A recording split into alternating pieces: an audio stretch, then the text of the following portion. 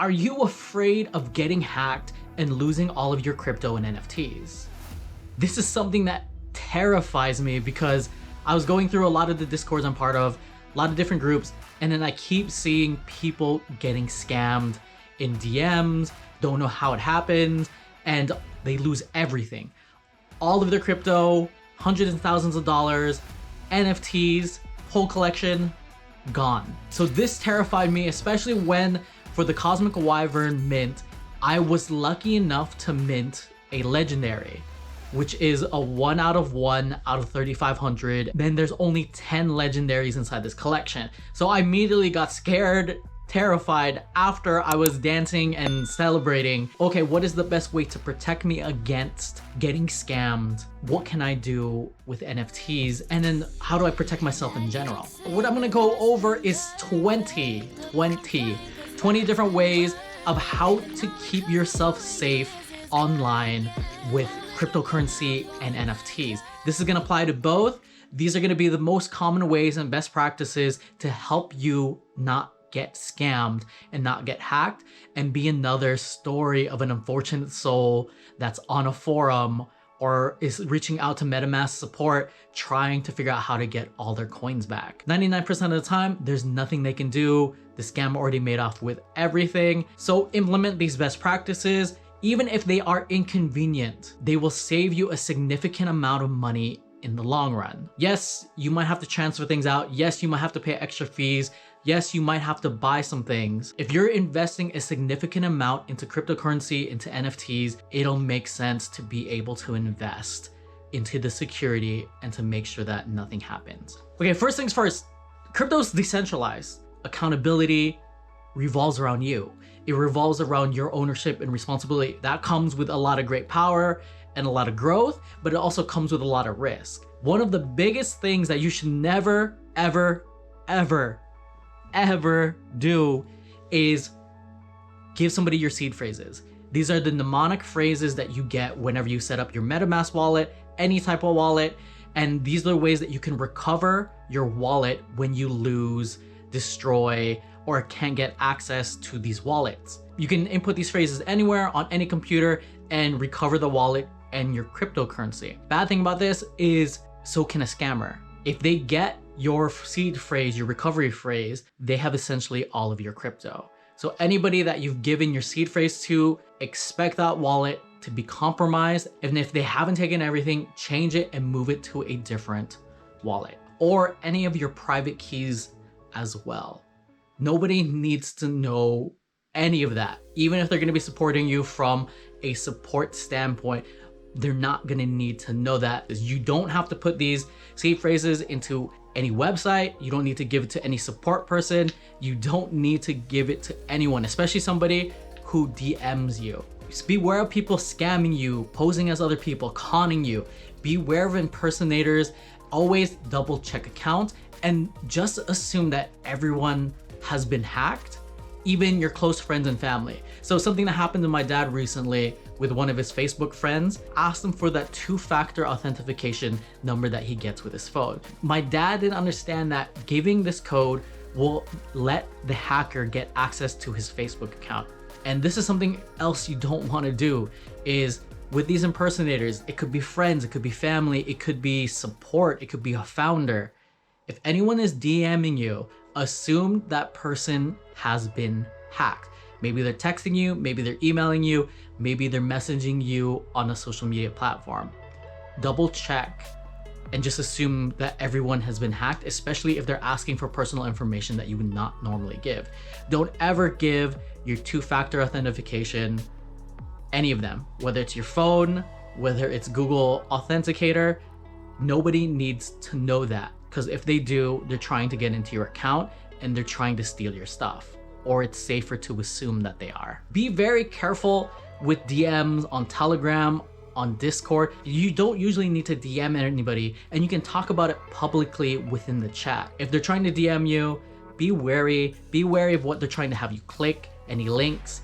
And personally, I just don't click anything, and I confirm by searching it myself without clicking on any of those links. Even if I trust that person, I just want to be safe because I am suspicious of everything, because I don't want to lose my crypto and all the hard work that I've spent across these years. So along with this, never trust anyone that says, I need to authenticate your wallet, or I need to have you import your wallet and your private key and have your seed phrase to be able to help you.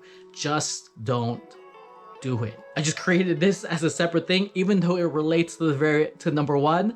Just don't do it. Just don't input it anywhere. Don't give it to anybody, and just don't trust anyone that says, I need to authenticate your wallet or anything alike. Assume that support and the NFT team will never DM you first to help you. This also includes founders, this includes projects from cryptocurrency to NFTs. Just assume that they're not going to DM you, whether it's to congratulate you that you've won or it's a special mint. Don't fall for that. And in most cases, most Discords, they always say, we'll never DM you first. Beware of fake websites. So one of the things that you're gonna do, especially when a new project is being released, it's an IDO. This is going the first public mint of an NFT, first public release and sale of a cryptocurrency.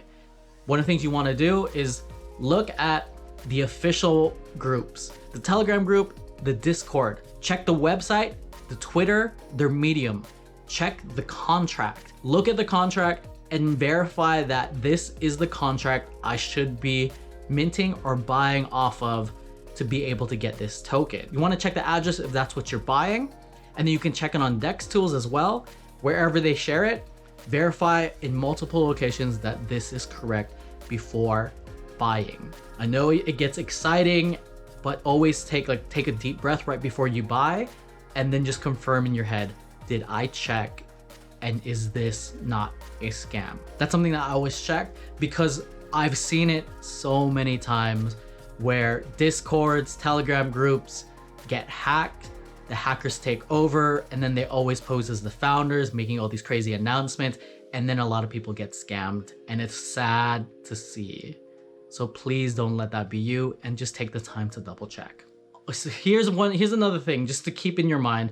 This relates more to NFTs, but it can also relate to crypto. Always be suspicious of stealth drops, early drops, founders DMing you with a special deal.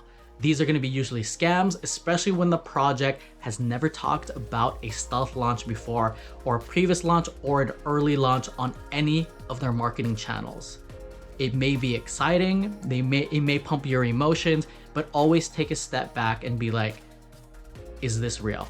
If you're investing a significant amount, your NFT collection starting to get big, and you started to get and collect a lot of different cryptocurrencies, or you're doing both. Now you have a significant portfolio that's appreciating in value that you don't want to lose, especially if you're gonna need this for retirement or a future purchase. One of the ways inside the cryptocurrency market to do this is to use a hardware wallet. If you're already investing, might as well invest a little bit to protect your future. Hardware wallets are the gold standard, and for scammers and hackers to be able to move coins from your wallet, they would have to have access to your hardware wallet. There's plenty of videos online. I'll create one in the future if you want to dig into this, but know that you can have your NFTs and your cryptocurrency on a hardware wallet. And I'll explain more of how it works, but just know that you should be using a hardware wallet.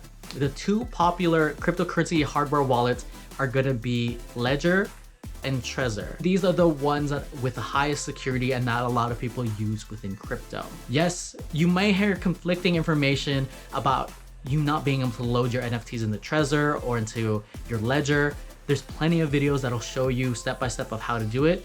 That's misinformation. You can still have your NFTs on those hardware wallets. Going along with hardware wallets, do not buy used hardware wallets from a secondary market. Buy it directly from the manufacturer. There's a lot of people that have been scammed from all of their coins because they bought a used secondhand hardware wallet because it was already compromised. The hacker already knew the seed phrase or they implanted something inside. So when they imported everything into the hardware wallet, they imported it out. So don't let that be you. make sure that you get a hardware wallet directly from the manufacturer. And there's gonna be a little sticker too to show that it wasn't tampered with. If it was tampered with, make sure you send it back. A trusty seed phrase, we're gonna come back to it again. Never store your seed phrase or backup phrase online or on your computer. Keep a physical backup.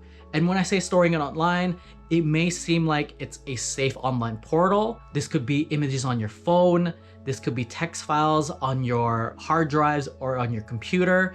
Just don't do it. It can get compromised. There could be malware. There could be viruses that can steal your information and then give access to this malicious actor to steal all of your stuff. For keeping a physical backup, keep a physical backup that's waterproof and fireproof, either inside a container or the method that you keep it is actually indestructible. You want to do this just in case of emergencies. I use Stonebook because it's waterproof. I was thinking about Fire the other day. Other people also like to use steel engraved wallets to keep your seed phrases. Use whatever works for you. I'll put a link in the description below, and it helps the channel if you do purchase through there. So I appreciate it.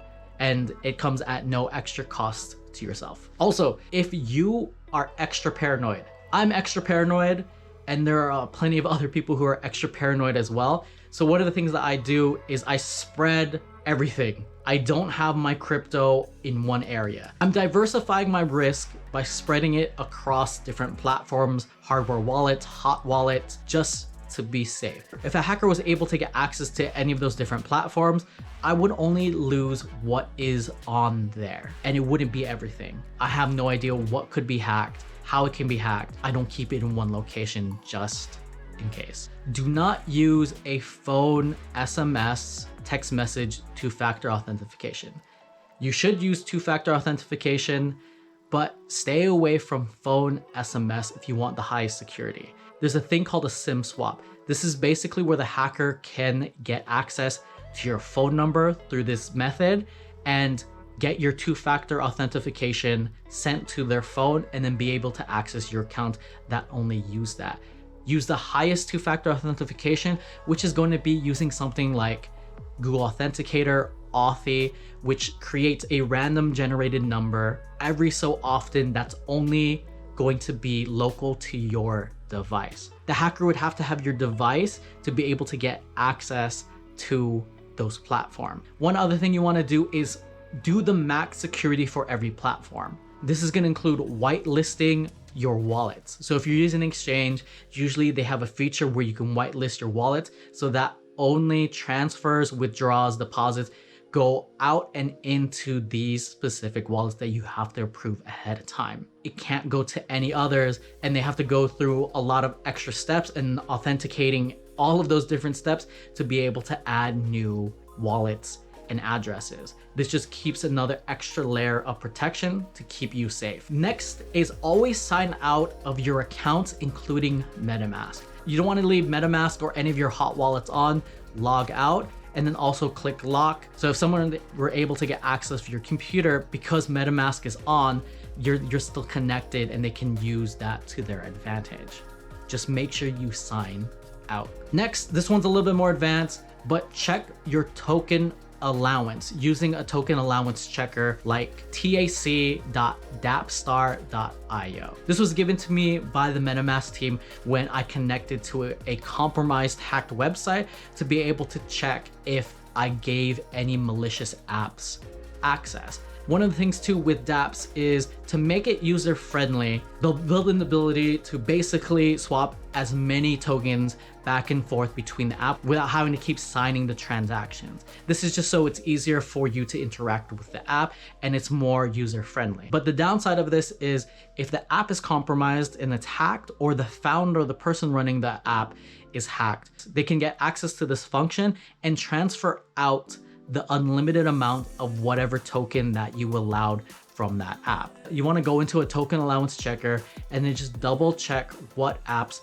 you've given access to and if they're still open. If you're no longer transacting with that contract and swapping out or transferring those tokens, then you can cancel this or set it to 0. Yes, it's gonna cost gas, but in the long run, you give yourself less chance of getting hacked. Now, general best practices are keep your antivirus software up to date, operating system up to date, and your computer. Make sure that you have all the latest security upgrades installed. Installed for your browser, installed for your computer, installed for your firewall and your antivirus, your router.